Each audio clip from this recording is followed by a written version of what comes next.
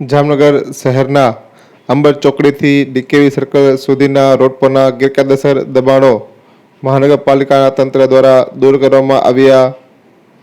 જામનગરમાં છેલ્લા ઘણા સમયથી ટ્રાફિકની સમસ્યાને લીધે વાહન ચાલકોને ભારે હાલાકીનો સામનો કરવો પડી રહ્યો છે.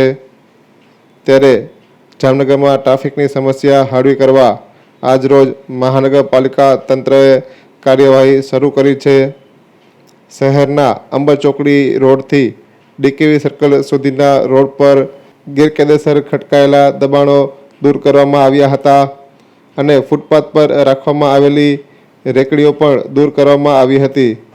જ્યારે જાહેર માર્ગ ઉપર ગેરકાયદેસર રીતે મંજૂરી વિના લગાવવામાં આવેલા હોર્ડિંગ પણ એસટી શાખા દ્વારા દૂર કરવામાં આવ્યા હતા. નીતિનભાઈ મહેતા, દબાણ નિરીક્ષક.